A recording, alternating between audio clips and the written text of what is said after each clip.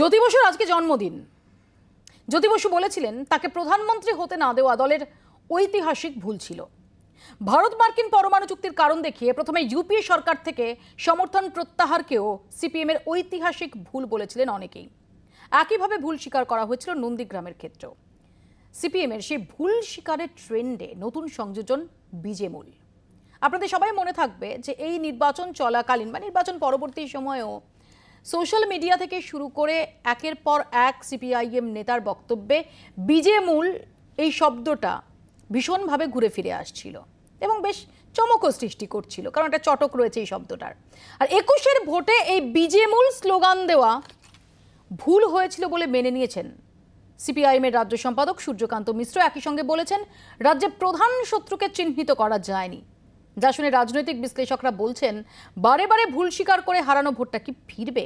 এ নিয়ে আমাদের সঙ্গে এই মুহূর্তে সরাসরি রয়েছেন সিপিআইএম সাংসদ বিকাশ রঞ্জন ভট্টাচার্য, তৃণমূল কংগ্রেস বিধায়ক স্নেহাশিস চক্রবর্তী, রয়েছেন রাজনৈতিক বিশ্লেষক যিনি একসময় সিপিআইএম থেকে বহিষ্কৃত হয়েছেন প্রসেনজিৎ বসু, আমাদের সঙ্গে রয়েছেন পরিচয় এবং বাম সমর্থক অনিন্দিতা সর্বাধিকারী। কিছুক্ষণের মধ্যেই আমাদের সঙ্গে এসে যোগ দেবেন বিজেপি নেতা সায়ন্তন বসু এবং পিডিএস নেতা সমীর পততুণ্ড। আপনাদের সবাইকে স্বাগত জানাই। আমি শুরুতে আপনাদের দেখাই ভোট প্রচারে বিজেমূল স্লোগানের ব্যবহার ভুল ছিল, হারের কাটাছেঁড়া করতে গিয়ে সরাসরি কবুল করে নিলেন সূর্যকান্ত মিশ্র। দলের ফেসবুক পেজে সিপিএম রাজ্য সম্পাদকের স্বীকারোক্তি, বিজেমূল শব্দে বিভ্রান্তি তৈরি হয়েছিল, প্রধান শত্রুকে তা চিহ্নিতই করা যায়নি। মানুষকে বলছি তৃণমূলকে ভোট দেওয়া মানে হচ্ছে বিজেপিকে ভোট দেওয়া, আর বিজেপিকে ভোট দেওয়া মানে হচ্ছে তৃণমূলকে ভোট দেওয়া। ম্যাচ ফিক্সিং তো তৃণমূল আর বিজেপির সঙ্গে তৃণমূলের সরকার হয়েছে।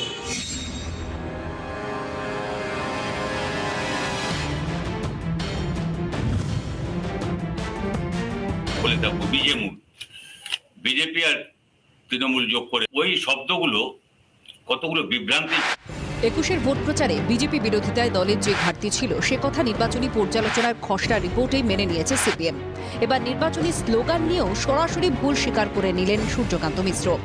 বুধবার দলের ফেসবুক পেজে সিপিএম রাজ্য সম্পাদক বললেন, বিজেমূলের মতো স্লোগান ব্যবহার করা ভুল হয়েছিল, কারণ এই ধরনের স্লোগান ভোটারদের মনে বিভ্রান্তি তৈরি করেছে। ওই শব্দগুলো কতগুলো বিভ্রান্তির জন্ম দেয় এবং কার সঙ্গে লড়াই, কে প্রধান শত্রু, কোনখানে আক্রমণ কেন্দ্রীভূত করতে হবে, এই সব নিয়ে খানিকটা অস্পষ্টতা তৈরি হয়। রাজ্য রাজনীতিতে বিজেপি তৃণমূল আঁতাত নিয়ে দীর্ঘদিন ধরেই সরব বামেরা। 2014, 2016 এবং 2019-এর ভোটেও কেন্দ্র ও রাজ্যের শাসক দলের মধ্যে গোপন বোঝাপড়া নিয়ে সরব হয় আলিমুদ্দিন। 21-এর বিধানসভা নির্বাচনেও সেই কৌশলের ব্যতিক্রম হয়নি। ভোট প্রচারে বিজেপি, দিদি মোদির মতো একাধিক শব্দবন্ধ ব্যবহার করেন সিপিএমের বিভিন্ন স্তরের নেতারা। কিন্তু তৃণমূল বিজেপি আঁতাতের অভিযোগ করে কোনো ভোটেই খুব একটা লাভবান হতে পারেনি বামেরা। এবার সূর্যকান্ত মিশ্র বুঝিয়ে দিলেন তৃণমূল আর বিজেপিকে এক করে দেখা ঠিক হয়নি। হারের ময়নাতদন্ত করতে গিয়ে আলিমুদ্দিন বুঝতে পারছে তৃণমূলের বিরুদ্ধে প্রতিষ্ঠান বিরোধী হওয়া কাজে লাগেনি। একই সঙ্গে তৃণমূল সরকারের জনমোহিনী প্রকল্পগুলি সমালোচনা করাও যে ঠিক হয়নি তাও স্বীকার করে নিয়েছে সিপিএম রাজ্য সম্পাদক। ছোটখাটো কিছু ব্যাপার যেগুলো প্রতিশ্রুতি দিচ্ছে সব পূরণ হচ্ছে তা না, সব পাচ্ছে তা না, কিন্তু কিছু লোক তো পাচ্ছে, এবং সেগুলো যে কিভাবে এটাকে এই প্রতিষ্ঠান বিরোধিতাকে কাটানো যায় এবং তা যা করা হচ্ছে সেগুলোকে আমরা কি ছোট করে দেখেছিলাম? এইগুলো হচ্ছে আমাদের একটু গভীরতার সঙ্গে আমাদের দেখতে হবে। একসময় কেন্দ্রে কংগ্রেস ও বিজেপির সঙ্গে সম দূরত্বের কথা বলতো সিপিএম, কিন্তু বাস্তব পরিস্থিতি মেনে বিহার, তামিলনাড়ুর মতো অনেক রাজ্যেই কংগ্রেসের হাত ধরতে হয় সীতারাম ইয়েচুরিদের। এবার রাজ্য রাজনীতিতে বিজেপি যদি প্রধান শত্রু হয় তাহলে কি নতুন বন্ধুর হাত ধরবে আলিমুদ্দিন? অনেক জল্পনার জন্ম দিল সূর্যকান্তের স্বীকারোক্তি। ব্যুরো রিপোর্ট, জি 24 ঘন্টা। সমীর পততুণ্ড ইতিমধ্যে এসে আমাদের সঙ্গে যোগ দিয়েছেন। আমি বিকাশ রঞ্জন ভট্টাচার্যের কাছে শুরুতে যাব। বিকাশ রঞ্জন বাবু, কল্যাণ বন্দ্যোপাধ্যায় যে শব্দবন্ধটা ব্যবহার করেছে, অনেকেই কালকের পর থেকে একটু ব্যঙ্গাত্মকভাবেই সেই শব্দবন্ধটা ব্যবহার করছে। বিলম্বিত বোধোদয় আরও একটা ঐতিহাসিক ভুল।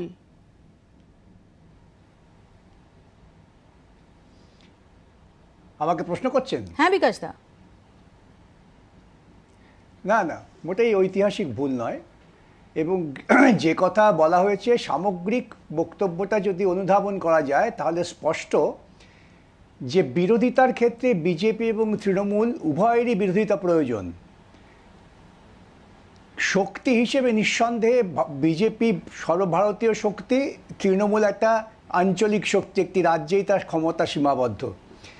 সেজন্য এই শক্তির ভারসাম্য তুলনায় দুজনকে এক ভাবাটা ঠিক না, এটা পরিষ্কার বলা হয়েছে, আগেও বলা হয়েছিল, নতুন কিছু না। কিন্তু রাজনৈতিক চরিত্রগত বিশ্লেষণের দিক থেকে দেখা যাবে যে বিজেপি এবং তৃণমূলের মধ্যে কোনো মৌলিক পার্থক্য নেই। বিজেপি এবং তৃণমূল উভয়ই মোটামুটিভাবে আরএসএস দ্বারা পরিচালিত এবং আরএসএসের নির্ধারিত কর্মসূচির পথেই তারা হাঁটছেন। সেদিক থেকে দুজনের মধ্যে চরিত্রগত ফারাক নেই, কিন্তু দুজনের সামগ্রিক ক্ষমতাগত ফারাকটা আছে, যার ফলেই আমাদের মূল আক্রমণ ছিল বিজেপির বিরুদ্ধে। আমরা বলেছি বিজেপি হাঁটাও দেশ থেকে, এবং বিজেপি হাঁটাতে গেলে রাজ্য থেকে তৃণমূলকে হাঁটাতে হবে, এটাই ছিল স্লোগান। সুতরাং বিজেপি আর তৃণমূল এক, কোথাও যারা ভেবেছেন তারা ভুল করেছেন, সেটাই পার্টির সম্পাদক বলেছেন, এর বাইরে কিছু বলেননি। সেটা করতে গিয়ে তো তিনি বিকাশ বলেছেন রঞ্জন কিছু বাবু স্লোগানের ফাইনালি কথা। তৃণমূল হটলো না, বিজেপি যেটা দাবি করছে যে বিজেপি অ্যাটলিস্ট তারা 70 নাম্বার বিধানসভায় পেল। মাঝখান থেকে বিধানসভা থেকে বা নির্বাচনী রাজনীতি থেকে বাম এবং কংগ্রেস হটে গেল।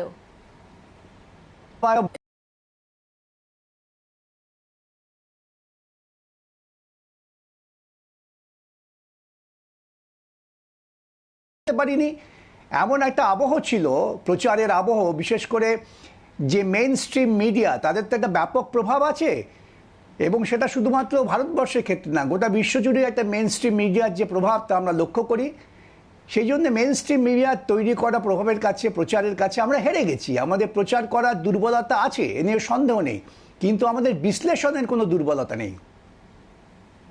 সমীরদার কাছে আমি আসবো। সমীরদা, কয়েকদিন আগেই আমরা যখন দেখছিলাম যে এই সংযুক্ত মোর্চা নিয়ে, বিশেষত আইএসএফের হাত ধরা নিয়ে যখন বিতর্ক দানা বাঁধছিল, আপনি খুব জোরালোভাবে এই আপনার রায় অনুষ্ঠানে আপনার বক্তব্য সেটা স্পষ্ট করেছিলেন। সূর্যকান্ত মিস্টার গতকালের ফেসবুক লাইভ এবং সেখানে তার বক্তব্য, এটা সম্পর্কে আপনার কি অবজারভেশন? আমার মনে হয় এখনো পর্যন্ত ফেসবুক লাইভে উনি যা বলেছেন, আজকে এক্ষুনি বিকাশবাবুর যা বক্তব্য শুনলাম, তাতে ওদের পার্টি এখনও সামগ্রিকভাবে একটা সিদ্ধান্তে পৌঁছতে পারেনি যে ইলেকশনের পর্যালোচনার ভিত্তিতে আগামী দিনে কোন আবেদনের ভিত্তিতে তারা এগোবে।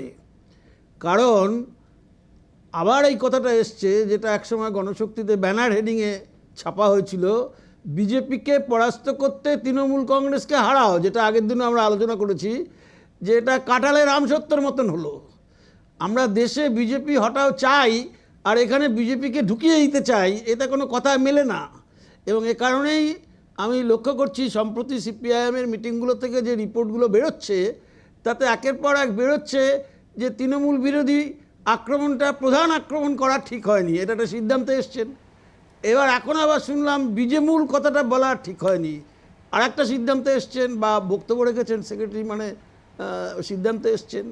তো এখনও এরা পরিষ্কার করে বলতেই পারছেন না, কারণ প্রত্যেকটা ইডিওলজি বেসড দলের একটা হিসেব করা থাকে যে দলগুলো যা গণতান্ত্রিক দেশে আমার সামনে আছে, কোনটা আমার সামনে বড় বিপদ, কোনটা আমার সামনে ছোট বিপদ, কোনটাকে কাকে আমি বন্ধু হিসাবে নিতে পারি, কার সঙ্গে আমার বন্ধুত্বপূর্ণ সম্পর্ক হতে পারে না, কিন্তু এখন তার সঙ্গে লড়াইয়ে যাবো না, এগুলো একটা হিসেব থাকে।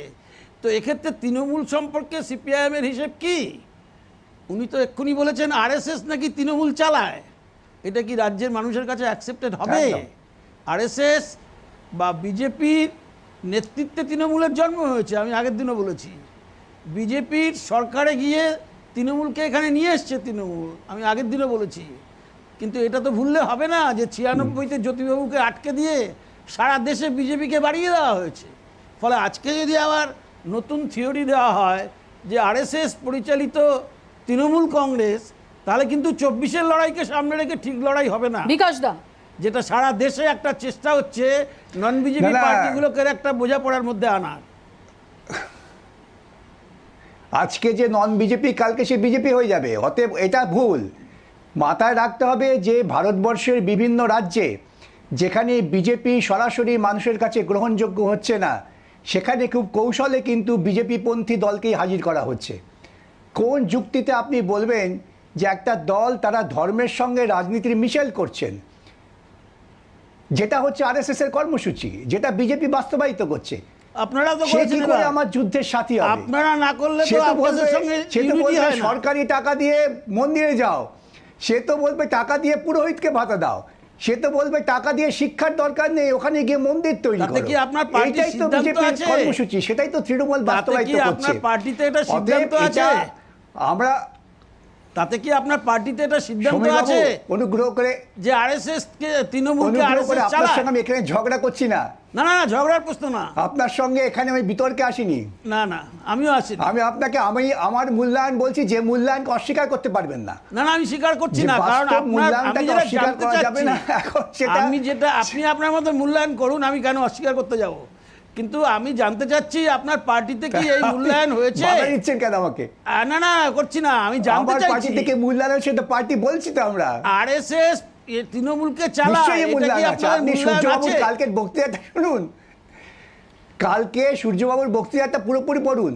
তাতে কি বিক্ষিপ্ত বলা হয়ে আছে পড়বেন না। যে আরএসএস পার্টি তৃণমূলকে থেকে চালায়? আলোচনা হয়েছে পার্টির সিদ্ধান্তই, নিঃসন্দেহে, এ নিয়ে কোনো সন্দেহ আছে নাকি? তাতে কি বলা আছে কোথাও আপনাদের পার্টিতে কোনো ডকুমেন্টে এবং- আছে যে আরএসএস তৃণমূলকে চালায়?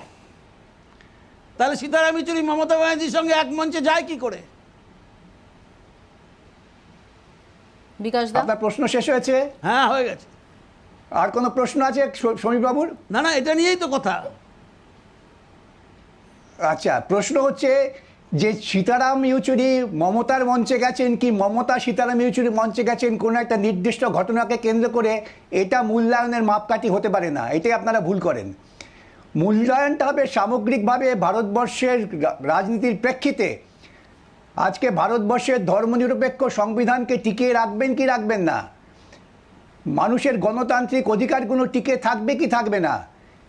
ইউএপিএ যখন তখন যেমন তেমন খুশি রাজ্য সরকারও প্রয়োগ করছে, বিকাশ বাবু, মোদিও আপনি প্রয়োগ যে করছে, বক্তব্যটা রাখছেন একইভাবে এটা চলবে অত্যন্ত কি চলবে ভ্যালিড, না, কিন্তু এই যে টিকিয়ে সমস্ত রাখবেন কি কিছুই রাখবেন না, এই বিচার করতে প্রশ্নটা হবে। যখন উঠছে, সংসদীয় গণতন্ত্রে নাম্বার ভীষণ ইম্পর্টেন্ট। এবং ডেফিনেটলি বামেদের মতো একটা শক্তি, এমনকি যারা বাম বিরোধী তারাও মনে করেন যে বামেদের ক্রমশ ক্ষয়িষ্ণু হয়ে যাওয়া, সেটা সংসদীয় গণতন্ত্রের পক্ষে অনেকেই আছেন যারা মনে করছেন যে না,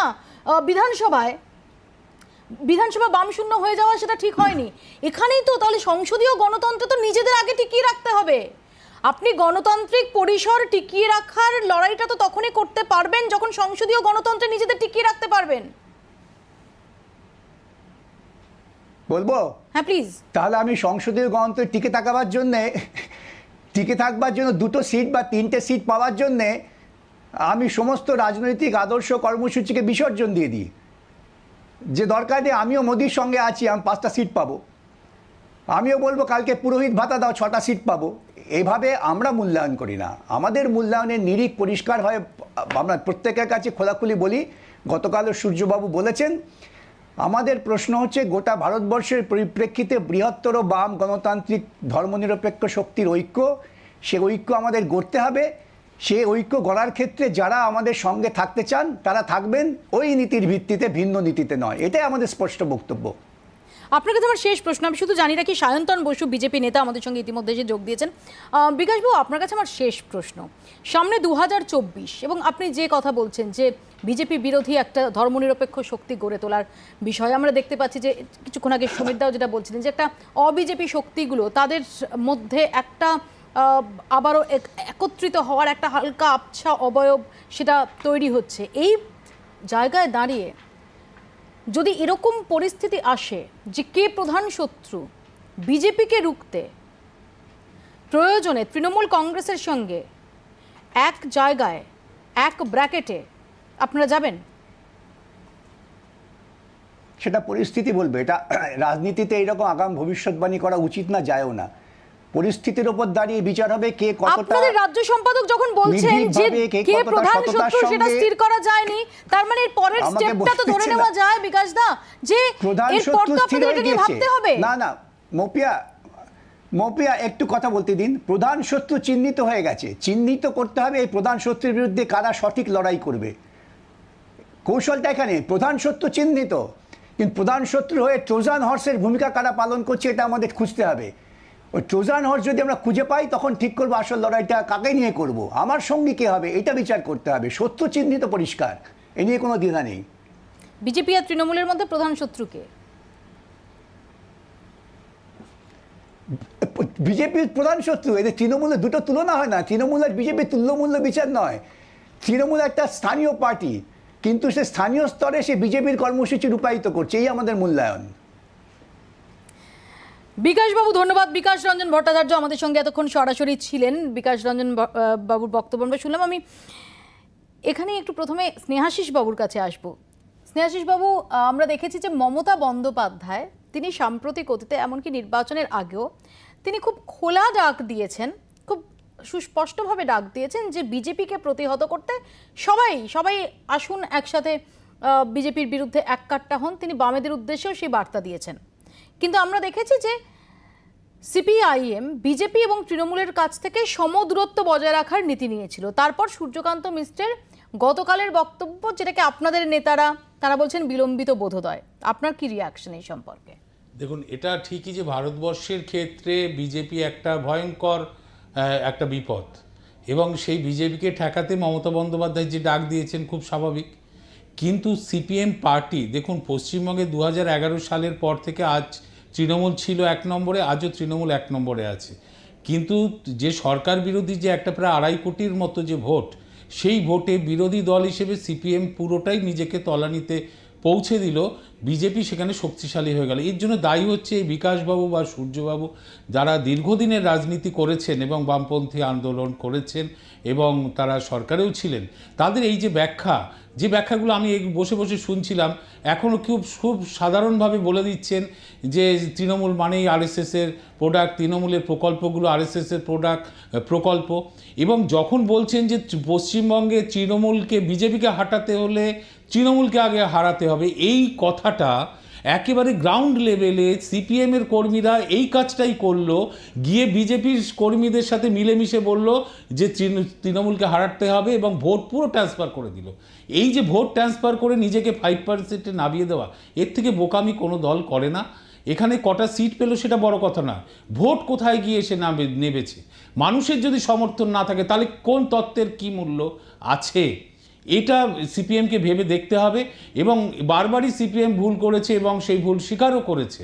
কিন্তু বিজেপির এই যে সিপিএম একসময় গণসঙ্গীতে উদ্বেল করতো মানুষকে, সেই সিপিএমের গান টুম্পা চলো ব্রিগেড যাবো তোমায় নিয়ে কোথায় নামিয়ে এনেছিল সিপিএম পার্টিকে। এবং বিজে মূল বলে একটা স্লোগান বাজারে ছেড়ে দেওয়া হলো। এই কথাগুলো মানুষ বিশ্বাস করেনি, বাংলার মানুষ বিশ্বাস করেনি। কিন্তু সিপিএমের এটা বোঝা উচিত ছিল যে শত্রুকে, সেই শত্রুটা চিহ্নিতকরণে ভুল সিপিএমের অবশ্যই ছিল। এবং সেখানে সিপিএম একটা চালাকি করার চেষ্টা করেছে, যে চালাকিটা হচ্ছে যে এখান থেকে তৃণমূলকে হাঁটালে তবে বিজেপিকে সরানো যাবে। এর পেছনে আমি একটা কারণ বলেছি, যেটা প্রধান কারণ হচ্ছে যে সিপিএমের কাছে তৃণমূল হচ্ছে সবথেকে কঠিন একটা দল। কেন? কারণ বামপন্থার যত ভাষা, এটা মমতা বন্দ্যোপাধ্যায় কেড়ে নিয়েছে। আমি আসবো খুব ইন্টারেস্টিং একটা পয়েন্ট আপনি তুলেছেন। আমাদের সঙ্গে ইতিমধ্যে সিপিআইএম নেতা রবীন দেব এসে যোগ দিয়েছেন। রবীন দা, স্বাগত জানাই আপনাকে। আমি এখানে একটু অনিন্দিতার কাছে আসবো। অনিন্দিতা, আমরা দেখেছি যে সময় দাঁড়িয়ে ইভেন 2019-এর নির্বাচন যদি আমরা দেখি, যখন বামেদের ভোট হু হু করে বিজেপিতে চলে যাচ্ছে, কিছু তৃণমূলেও যাচ্ছে, সেই রকম সময়ে দাঁড়িয়ে এই বিজেমূল স্লোগান, এবং সেই সময় দাঁড়িয়ে ক্রমাগত সিপিআইএমের তরফ থেকে এই প্রচারটা যে বিজেপিও খারাপ তৃণমূলও খারাপ, দুটো দলের থেকেই, দুটো শক্তির থেকেই সমদূরত্ব বজায় রাখা। ফাইনালি নির্বাচনের শেষে রেজাল্টটা হচ্ছে বাম শূন্য বিধানসভা। প্রশ্নটা কি? এটা কি ঐতিহাসিক ভুল ছিল না? এবং এই বিজেমূল প্রচারটা, যারা তোমাদের মতো যারা সোশ্যাল মিডিয়াতে ভীষণভাবে যারা অ্যাক্টিভ, তারাও এটাকে অ্যাকসেপ্ট করেছিল। অ্যাকসেপ্ট করা শুধু না, এই প্রচারটাই চলছিল। আমি আজকের দিনে বসেও অ্যাকসেপ্ট করি যে দুজনেই আমার কি প্রতিপক্ষ বামপন্থী হিসেবে। কিন্তু এটা তো কালকে সূর্যকান্ত মিশ্রও বলেছেন, একটু আগে বিকাশ রঞ্জন বাবু বলেন যে ভারতবর্ষে গোটা দেশের পরিপ্রেক্ষিতে কিন্তু 1 নম্বর প্রতিপক্ষ হচ্ছে বিজেপি। কারণ আমার গণতান্ত্রিক ধর্মনিরপেক্ষ আন্দোলনের যে লড়াই, সেখানে বিজেপি ডেফিনেটলি। আর তৃণমূল কেন? আজকে মমতা ব্যানার্জি মুখে যাই বলুন, মমতা ব্যানার্জির হাত ধরবেন, এটা জ্যোতি বসু বলেছিলেন যে ওনার সবচেয়ে বড় অপরাধ বিজেপিকে রাজ্যে নিয়ে আসা। কারণ এই জ্যোতি বসুর আমলে তোমাদের মনে থাকবে যে জাতি ধর্ম নিয়ে কোনো দাঙ্গা, ইন্দিরা গান্ধী মারা যাওয়ার পর একটা লাশও পড়েনি, বাবরি মসজিদে 3টে গম্বুজ পড়ে গেছে, একটা লাশও পড়েনি। এই পশ্চিমবঙ্গের মাটিতে তো এটা তো অনস্বীকার্য যে বিজেপিকে নিয়ে এসছেন মমতা ব্যানার্জি। এবার গত 10 বছরের আবার পশ্চিমবঙ্গের মাটিতে বিজেপিকে, অন্তত বিজেপির সরকারে আসা রুখলেন তো মমতা ব্যানার্জি।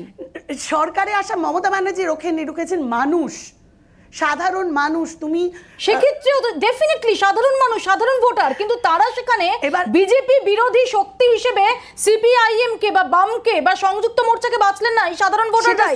তারা মনে করলেন যে বিজেপিকে যদি রুখতে হয়, বিজেপি যেটা আশা করছিল 200 আসন পার করে তারা সরকার গড়বে, সেটাকে যদি প্রতিহত করতে হয়, ডেফিনেটলি ভোটাররাই সেটাকে প্রতিহত করেছেন। কিন্তু সেখানে দাঁড়িয়ে তারা বেছে নিয়েছেন মমতা বন্দ্যোপাধ্যায়কে। সেটাই তোমায় বলছি যে মানুষ, এটা সিপিএম এর বা বামফ্রন্টের ব্যর্থতা যে তারা নিজেদের যে ভায়াবিলিটি সেটা মানুষের কাছে প্রতিষ্ঠা করতে পারেনি। এটা শুধু একটা বিজেমূল স্লোগানের বিষয় নয়।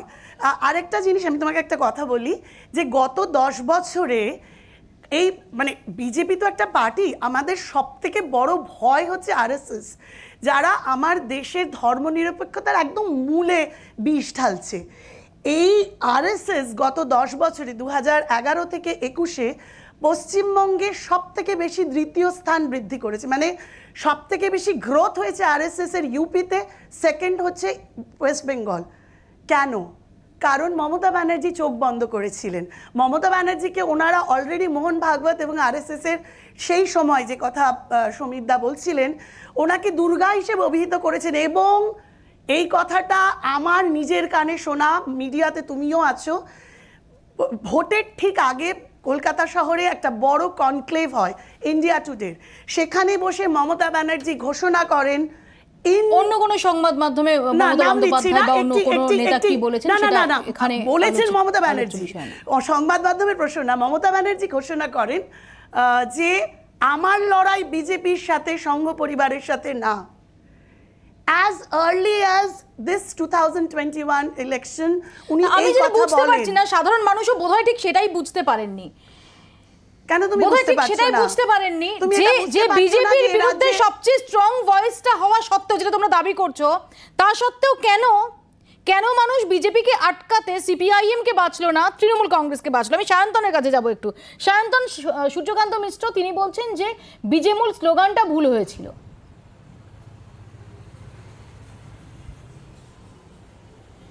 আপনি আমাকে কতক্ষণ বলতে দেবেন? কারণ এতক্ষণ একতরফা বক্তৃতা হচ্ছিল, আগে সেটা বলুন, তাহলে পর আমি বলবো না তো বলবো না।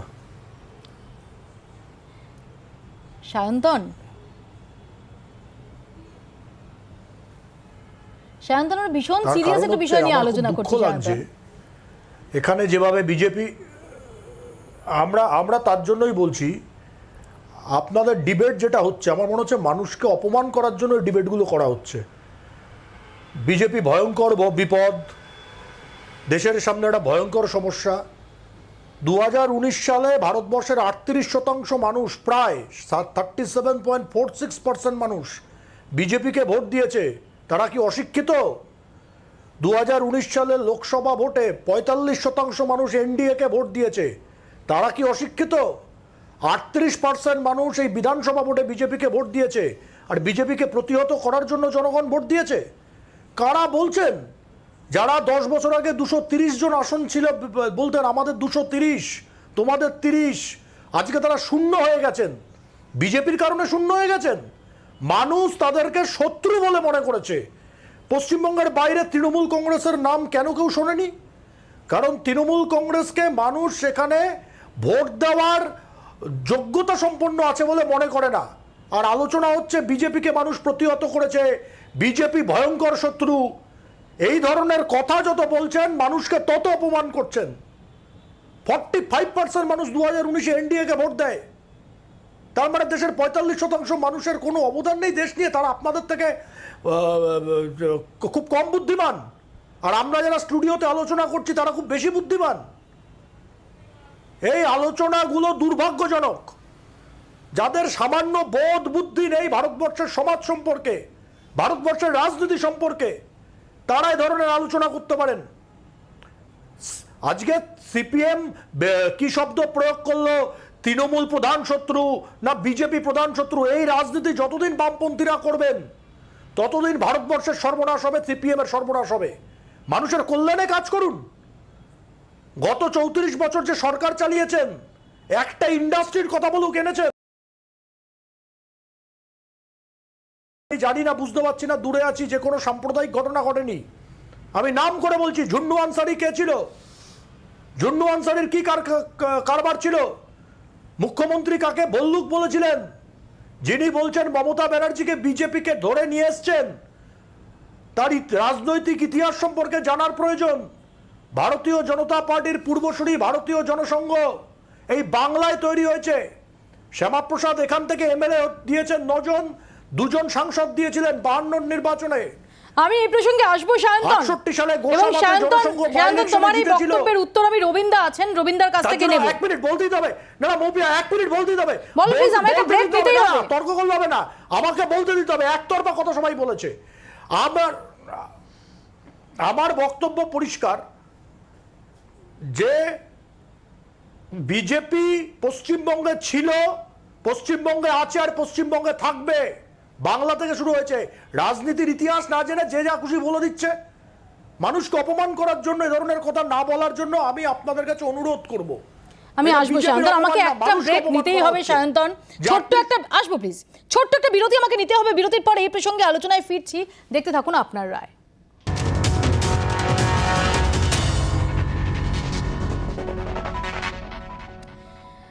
ছিয়ানব্বই থেকে 2008 বারে বারে ভুল, বারে বারে স্বীকারোক্তি। রাজনৈতিক বিশ্লেষকরা বলেন সিপিএম এ ঐতিহাসিক ভুলের অভাব নেই, কিন্তু ভুল স্বীকার করে হারানো ভোটটা ফিরবে কি?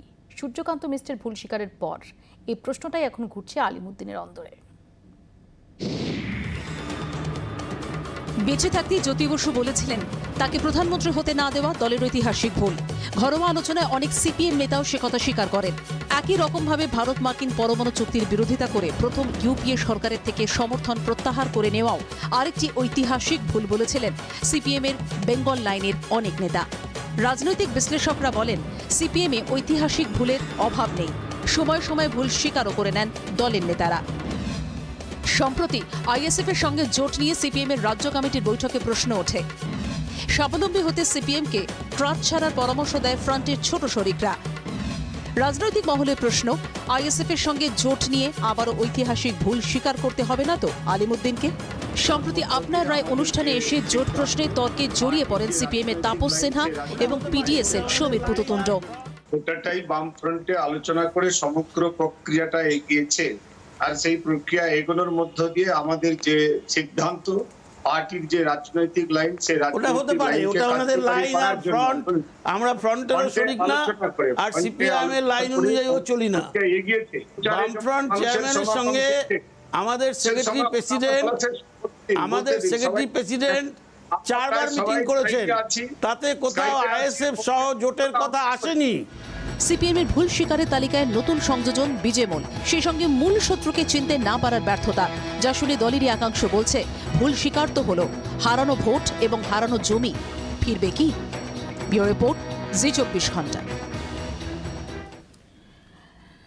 রবীন্দ্র, এই প্রশ্নটাই তো উঠছে যে ভুল করা এবং ভুল স্বীকার করতে করতে এরকম একটা পরিস্থিতি যখন সিপিআইএম একটা ক্ষয়িষ্ণু শক্তি, এমনকি নিজের দলের মধ্যে আপনাদের প্রশ্নের মুখে পড়তে হচ্ছে, শরিকদের মধ্যে আপনাদের প্রশ্নের মুখে পড়তে হচ্ছে।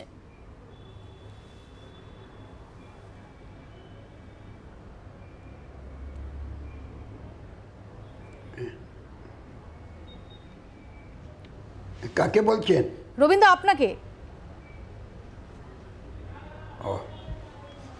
শুনতে পাচ্ছিলাম না। ঠিক আছে, আমরা বামপন্থী, আমরা আমাদের পার্টি ভারতের কমিউনিস্ট পার্টি মার্ক্সবাদী, আমরা বৈজ্ঞানিক সমাজতন্ত্রের আদর্শে বিশ্বাসী এবং আমরা এই সমস্ত গণতান্ত্রিক পদ্ধতিতে আমাদের পার্টি পরিচালিত হয়। সুতরাং আমাদের পার্টিতে অভ্যন্তরে আলোচনা হবে, আলোচনার পর সিদ্ধান্ত হবে, সেই সিদ্ধান্ত কার্যকরী করার জন্য সবাই ঝাঁপিয়ে পড়ে, এটাই হচ্ছে পদ্ধতি। আমাদের পার্টির ভেতরে আলোচনা হবে না কেন, যে কোনো প্রশ্ন নিয়ে আলোচনা হতে পারে, কিন্তু যে নিয়ে আপনারা আজকে আলোচনা করছেন সেটা হচ্ছে যে এই গত নির্বাচন, লোকসভার নির্বাচন 2019-এ হয়েছিল, সেখানেও আমাদের পরাজয় ঘটেছিল, সে প্রতিটি কোনো আসনেই আমরা জয়ী হইনি। তেমনি এই বছরও 2021-এর যে বিধানসভা নির্বাচন, সেখানেও আমরা কোনো আসনে জয়ী হইনি। আমরা এই সংযুক্ত মোর্চা আমরা 10% মতো ভোট পেয়েছি, 60 লক্ষ মানুষের সমর্থন পেয়েছে। বিপরীতে বিজেপি 2,28,00,000 মানুষের সমর্থন পেয়েছে, তৃণমূল 2,87,00,000 মানুষের সমর্থন পেয়েছে। সেটা আমাদের সবাই জানে, আমরা অবগত সেই হচ্ছে। এই জন্য আমাদের যে বিপর্যয় ঘটল 2019-এর নির্বাচনে, 2021-এর নির্বাচনে, সেই নিয়ে আমরা পর্যালোচনা করছি। এখন পর্যালোচনাটা তো হবে মানুষ থেকে, মানুষ যেটা গ্রহণ করবে, যেটা গ্রহণ করবে না, নির্বাচন একটা পরিমাপ। সেখানে নির্বাচনী ফলাফলের মধ্য দিয়ে আমাদের যে রাজনৈতিক সিদ্ধান্ত, আমাদের যে কর্মকাণ্ড, আমাদের যে কর্মসূচি, সেইগুলি মানুষের কাছে আবার নিয়ে যাওয়া। কারণ মানুষ যেটা আমরা বলেছিলাম যে বামফ্রন্ট এবং আমাদের তার সাথে পরে তার কংগ্রেস এবং আইএসএফকে নিয়ে সেটা নিয়ে অনেক আলোচনা হয়েছে রবীন্দ্র। আমাদের পয়েন্ট হচ্ছে আজকে, প্লিজ আজকে আমাদের পয়েন্ট হচ্ছে সূর্যকান্ত মিশ্র বলছেন যে বিজেমূল স্লোগানটা ভুল ছিল। আমার কথাটা শুনুন, আর কত ভুলের মাসুল দেবেন? মিত্র কি বলেছেন সে তো আমি জানি, তার সিদ্ধান্ত তো শরিক, আমরা তো সেই সিদ্ধান্ত শরিক। আমি একটু প্রসেনজিতের প্রতিক্রিয়া নেব রবীন্দ্রের বক্তব্যের পরিপ্রেক্ষিতে। প্রসেনজিৎ, আমি তো প্রথমেই বললাম, আমরা যে স্লোগান আমরা দিয়েছি সেটা মানুষের কাছে নির্বাচক মণ্ডলী তারা যে রায় দিয়েছেন, সেই রায় আমাদের স্লোগানকে তারা গ্রহণ করেননি। তো সেইটা যদি বলি আমরা যে মানুষ প্রসেনজিৎ এই ভুল স্বীকারে হারানো মাটি পুনরুদ্ধার করতে পারবে সিপিআইএম? তো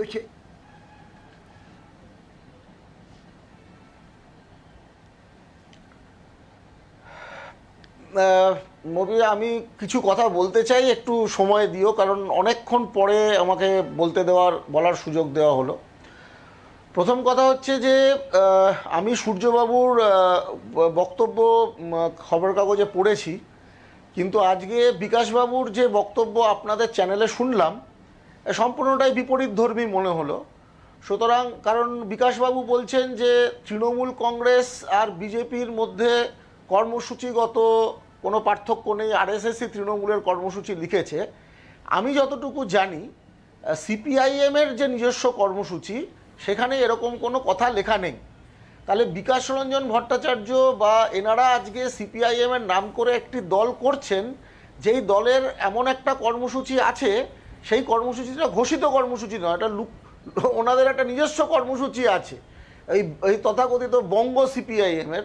কিন্তু সিপিআইএম বলে যে দলটিকে আমরা জানি, তার যে কর্মসূচি, সেখানে তৃণমূল কংগ্রেস কোনো আরএসএসের সংগঠন এরকম কথা লেখা নেই, আগেও কোনো দিন ছিল না, এখনও নেই। তারা নিজেদের পার্টির কর্মসূচিটাই ঠিকমতো জানেন না। 2 নম্বর বিষয় হচ্ছে যে আজকে সূর্যকান্ত মিশ্র এই সব ভুল যে তিনি স্বীকার করছেন, এর কোনো এটা অর্থহীন, এবং অর্থহীন তার কারণ হচ্ছে যে এইটা যে এই ভুলের দায়িত্বটা কে নেবে, কোনো দায়িত্ব নিচ্ছে না। আপনি বলছেন একের পর এক পার্টি ভুল করে গেছে, এই ভুল করার ফলে অন্তত যদি কেউ পদত্যাগ, আজকে যদি সূর্যবাবু পদত্যাগ করতেন তাহলে একটা মানে হতো। ভুল করছেন, উনি একটা কথা বললেন ভুল হয়েছে, আজকে ওনার পার্টির সাংসদ এসে বললেন না ওটার মধ্যে কোনো ভুল হয়নি। আর আপনারাও একটা অনুষ্ঠান করছেন, তাতে সিপিআইএমের পক্ষ থেকে 3 জন বক্তব্য রাখছে, বিকাশ রঞ্জন ভট্টাচার্য, এই আরেকজন বললেন, আরও একজন বললেন। তো সিপিআইএমের কে কি বলছেন? আমার তো মনে হচ্ছে সিপিআইএমের প্রত্যেকের এখন একটা নিজস্ব লাইন হয়ে গেছে।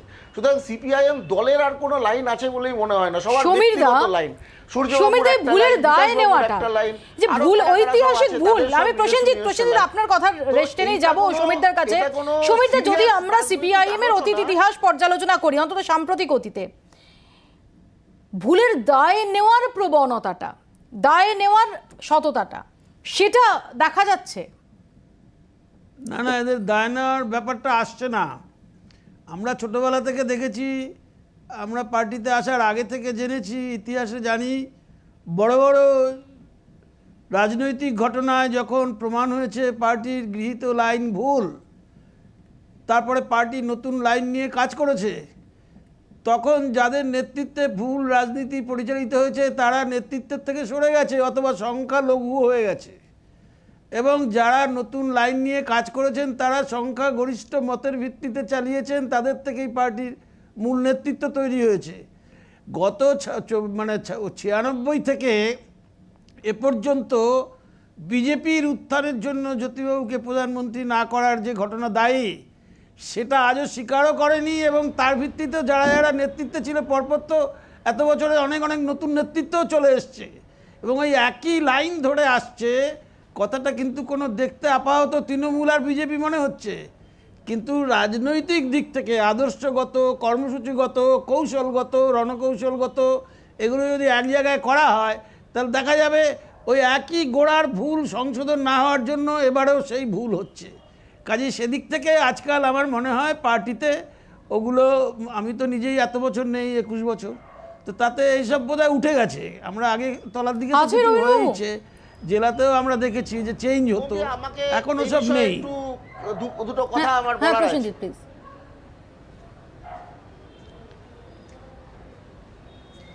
না, আমার যেটা মনে হয় যে সমীর বাবু 2021 সালে কেন সিপিআইএম শূন্য হলো সেটা বলতে গিয়ে 1996 সালে কি হয়েছিল, অর্থাৎ 15 বছর আগের ঘটনায় চলে যাচ্ছেন। যদি জ্যোতিবাবুকে প্রধানমন্ত্রী না হতে দেওয়াটা অত বড় ভুল হতো, তাহলে তারপরে 1998, 1999, 2001 অনেক নির্বাচনে পরপর সিপিআইএম জিতেছে। সুতরাং আমার মনে হয় না যে আজকে 15 বছর পুরনো কথায় চলে যাওয়াটা আসল কথা। আমি একটা কথা বলি, কেন সিপিআইএম আজকে এই আমি একটা কথা বলি, কথাটা বিজেমূল কেন বললো, এই কথাটা কেন একটু শুনে নিন, একটু শুনে নিন, শুনে নিয়ে বলুন, একটু শুনে নিন। না ঠিক আছে, কথাটা শেষ হতে দিন, শুনে নিন, তারপরে আপনি বলবেন। এই ভুলটা সে করলো তার কারণ হচ্ছে যে সিপিআইএম এর এখানে মূল ভুল হচ্ছে কংগ্রেসের সাথে তারা একটা জোট করেছে। 2016 তারা যখন জোটটা করেছিল, সিপিআইএম এর কেন্দ্রীয় কমিটি সেই জোটটাকে ভুল বলে সে দলিলে লিখেছিল যে এই লাইনটা ঠিক নয়, এটা ভুল হয়েছে। তা সত্ত্বেও তারা এবছর আবার করেছে। এবার কংগ্রেসের সাথে আপনি যদি জোট করেন, আসলে যেটা বাস্তব হচ্ছে যে তৃণমূল আর কংগ্রেস এই দল দুটো আসলে একরকম। সিপিএমকে জোর করে প্রমাণ করতে হবে যে না, তৃণমূলটা আরো খারাপ। কেন? কারণ আমি কংগ্রেসের সাথে জোট করছি, তাহলে তৃণমূলটা আরো খারাপ কিভাবে প্রমাণ করব? তাই জন্য একটা তত্ত্ব আবিষ্কার করা হয়েছে, সেটা হচ্ছে বিজেমূল তত্ত্ব, যেটা আসলে তৃণমূলটা বিজেপির মতো। আমি কংগ্রেসের সাথে জোট করতে পারি, সায়ন্তনের কাছে সায়ন্তন এবং স্নেহাশিস দা দুজনে কার্যত গ্যালারিতে বসা অবস্থায়, এবং এই মুহূর্তে দাঁড়িয়ে আমরা বাম স্পিকার যারা তাদের বক্তব্য এবং তাদের নিজেদের মধ্যে মতবিরোধী দেখছি। এখানেই সায়ন্তনের কাছে প্রশ্ন, সায়ন্তন, সূর্যকান্ত মিশ্রের বক্তব্যের পর কি কোথাও তোমরা এই ইঙ্গিতটা পাচ্ছ যে যদি অদূর ভবিষ্যতে, অর্থাৎ যদি এটাকে সত্যিই ভুল মনে করে সিপিআইএম এবং ভুল থেকে শিক্ষা নেওয়ার ব্যাপারে ভাবনা চিন্তা করে, তাহলে তৃণমূল আর বিজেপির মধ্যে যদি তরতম করতে হয়, তাহলে সিপিআইএম বিজেপির বিরুদ্ধে অর্থাৎ তৃণমূলের পক্ষে যেতে পারে?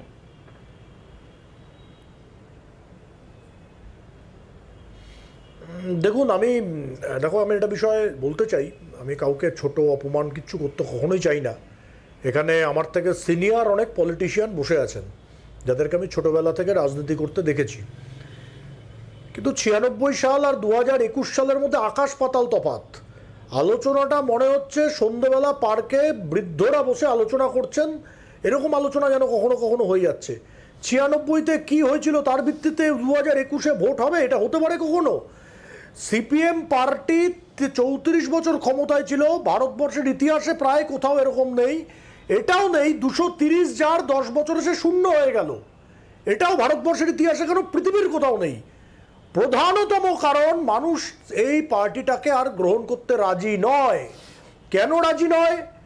এখান থেকে লক্ষ লক্ষ যুবক বাইরে কাজ করতে যায়। কোথায় যায়? যেখানে বিজেপি সরকার বা কোনো কালে কংগ্রেসের সরকার ছিল, মহারাষ্ট্র হোক, গুজরাট হোক, দিল্লি হোক, হরিয়ানা হোক, কর্ণাটক হোক, বামপন্থীরা ক্ষমতায় আসার আগে ওই রাজ্যের মানুষেরা এখানে আসতেন কাজ করতে। দুঃখজনক হলেও সত্যি, যা এখানে বলা হচ্ছিল না যে কমিউনাল ভায়োলেন্স হয়নি। পশ্চিমবঙ্গে এখনো পর্যন্ত একজন মাত্র আইপিএস অফিসার মারা গেছেন, তার নাম ডিসি পোর্ট বিনোদ মেহরা, তখন জ্যোতিবাবু বাংলার মুখ্যমন্ত্রী ছিলেন। এগুলো অস্বীকার করা যায় না। যারা বলছেন কমিউনাল ভায়োলেন্স হয়নি, তসলিমা নাসরিনকে এক রাতের মধ্যে তৎকালীন বিজেপির রাজ্য সভাপতি অধ্যাপক তথাগত রায়ের মধ্যস্থতায়, আমি সামনাসামনি বলছি ক্যামেরাতে, রাজস্থানে বিজেপি শাসিত সরকারের তৎকালীন মুখ্যমন্ত্রী বসুন্ধরা রাজের আশ্রয়ে পাঠাতে হয়, কারণ সাম্প্রদায়িক ব্যক্তিরা, ওই সমস্ত পার্ক সার্কাসের লোকজন তসলিমা নাসরিনের উপর হামলা করেছিল। সিপিএম কংগ্রেসের সঙ্গে জোট করবে, আইএসএফ এর সঙ্গে করবে, লাদেনের সঙ্গে করবে, আইএসএফ প্রসঙ্গ যখন এলো, সায়ন্তন আমি একটু বিরত করছি, আমাদের বিজেপির এতে কিচ্ছু বলার নেই। সায়ন্তন আমি একটু বিরত করছি। আইএসএফ প্রসঙ্গ যখন এলো, আমরা জানি যে আইএসএফ এর পক্ষ থেকে একমাত্র একজন নির্বাচিত হয়েছেন এবারের বিধানসভায়, নওশাদ সিদ্দিকী। আব্বাস সিদ্দিকী তিনি জি24 ঘন্টাকে এই প্রসঙ্গে, যখন এই সংযুক্ত এই আইএসএফ এর সঙ্গে হাত মেলানো নিয়ে শরিকদের প্রশ্নের মুখে পড়তে হয় সিপিআইএমকে, সেই দিন আব্বাস সিদ্দিকীকে যখন এই নিয়ে প্রশ্ন করা হয় তিনি কি বলেছিলেন?